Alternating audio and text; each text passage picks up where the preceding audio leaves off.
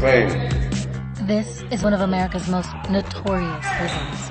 You ain't even drink clean water. How we supposed to drink water? Parchman Prison sits in the heart of the Mississippi Delta. Let's look at the trash. Over a century, it's earned a reputation for racism, brutality, and neglect. We need some help in here! We need some help in here! These scenes of a system already in crisis were captured before the global spread of COVID-19. How many people have to die in this place before something is done about it? Prisoners are dying at alarming rates, and conditions are spiraling out of control. No water. No, we still look. Inmates use smuggled cell phones to send distress signals. We need help. And document the conditions they're living in. No mat, no toothbrush, no soap, no food.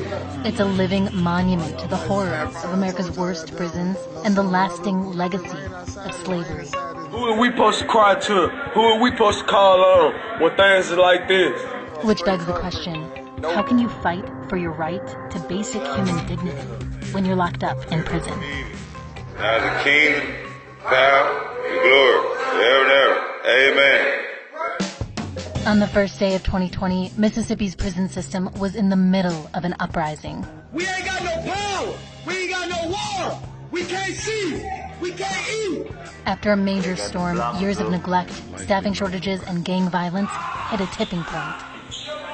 In January alone, 13 people died in Mississippi prisons. 6 of those deaths were homicides, 3 were listed as suicides, and the others were from natural causes. Walter Keon Gates was the first person to die in the new year. He was 25 years old. This is his mom, Retanya. I was told that he was stabbed with every knife, butcher knife that you can think of. Actually, I didn't even get a phone call. If it wasn't from the inmates, inboxing my son and my cousins and everything, and them calling me and letting me know what happened, I still wouldn't have known that my son was dead. And the only thing that the chaplain could tell me when I called the next morning was, well, I do apologize for your loss, ma'am, but, you know, we want to know what to send your son's body to. That was all I got.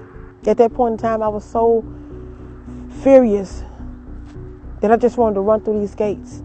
I don't think my son deserved to be done like that. I don't think anybody should have ever been done like that. I don't think this should have even happened. Prisoners like Walter are dying at some of the highest rates the state has seen in recent years. According to federal data, Mississippi has the 4th highest mortality rate in the country. He wasn't sleeping. He was scared. I could hear it in his voice, even though he seemed to be upbeat, but he was scared. He would say that you would be placed in positions where you have no other choice but to fight. Mississippi prisons are so short-staffed that they often use lockdowns as a way to keep order. Man, you can't even get no air in the window, man. That means prisoners are kept inside their cells for almost 24 hours a day. Lockdowns can reportedly last for months. He said, I just want you to know that I love you. And he said that like a lot of times this in December for some reason. 2020 gonna be our year, Mom. I was like, okay, baby.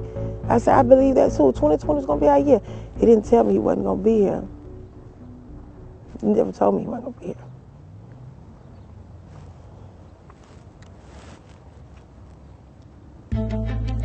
The Department of Justice has opened an investigation into the state's prison conditions. And rapper and criminal justice advocate Jay-Z filed 2 lawsuits on behalf of the inmates, calling their situation a humanitarian crisis. It's easy for you not to care about what's going on in MDOC if you don't have a family member or a loved one there. But some child's father is there. Some mother's son is there. Kewin Grayer spent 24 years behind bars, much of that time in Parchman. Now, he's a part-time pastor. The thing about what's going on here in Mississippi now is that there's a light on it. But these things have been taking place for years and years and years, seeing people die. Once they seen the pictures in those phones of people sleeping 6 people in one cell with no mattress, with water in the cell that doesn't work, the mold on there where your tray actually comes through, you know, and the rats walking around these inmates while they're asleep. When they were able to actually put a picture to it, they like, wow, what these people have been talking about for so long must have really been true. Some of us have gotten out of prison and became pillars of our community. I got out in 2017. I now do ministry work. I'm kind of just an activist for positivity right now. I have been where those guys are, and I know how it feels to be in those type of situations, not knowing if you will ever live to get out to see your family again. While conditions inside Parchman are undeniably terrible, what's worse is a culture of corruption that Kiwan says exists at every level. Gang violence is at its peak there. Crooked guards and administrators is at its peak there. There's a well-reported history of Mississippi guards working with prison gangs and smuggling in contraband. Cell phones don't walk into prison. Knives don't walk into prison. Drugs don't walk into prison. But consider this. Mississippi has the lowest starting pay for guards in the country. They make just under $26,000 a year. That's near the poverty line for a family of 4. Most of the officers at the state's prisons are women. You have women with 4 or 5 children who don't have a reliable source of income, who can bring a $20 cell phone into a prison and make $1,000 off of it. Mississippi is the poorest state in the country. It's also the blackest. Only one other state, Louisiana, locks up more people per capita. It's the legacy of decades of political rhetoric about being tough on crime. So too, the problem of crime, one as real and deadly serious as any in America today. In simple terms, that means we lock a lot of people up in America, more than any country in the world. So there's no place where you can still feel the legacies of slavery more than Parchman. Garrett Felber is a prison abolitionist and a professor of history at the University of Mississippi. You enter through the front gates, not into a prison, but into a plantation. And you drive for miles through these disparate camps that were very much part of the antebellum South. Parchman was built in 1901 as a labor prison modeled after a plantation. On Parchman Farm, they grew cotton, soybeans, and other cash crops. In its second full year, the state made roughly $5 million. Parchman is a means of social control. Ralph Eubanks is a professor of English at the University of Mississippi who also teaches classes inside the prison. You see these vast fields there. You can have thousands of acres of cotton now, and it only takes maybe 4 people to work several thousand acres. Before, it took lots of bodies. Those bodies are still there. Once we control them by putting them into work in Parchman as part of our economic engine for the state, now we are putting them in there as a means of getting the impoverished off the street, locking them up, and basically throwing away the key. We're having a memorial service for one of my friends who passed away a couple weeks ago. He did 23 years in prison. He was 50 years old. He only been out 8 months. He was actually 1 week away from getting married, and he had a stroke.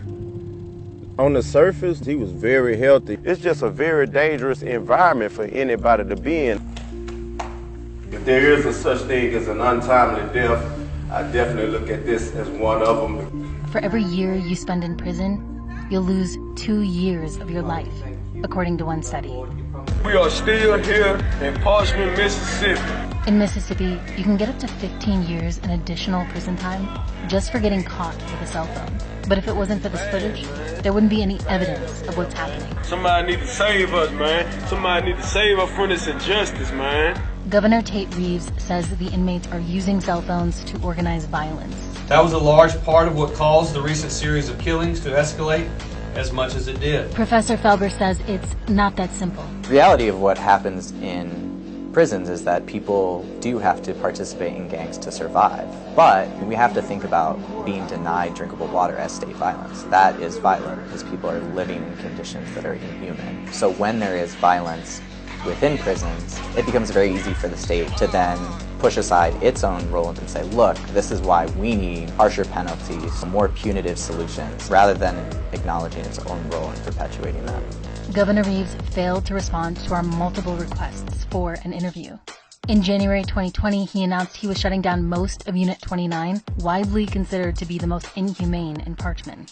Death row inmates will stay, and so will some lower security inmates who do maintenance work.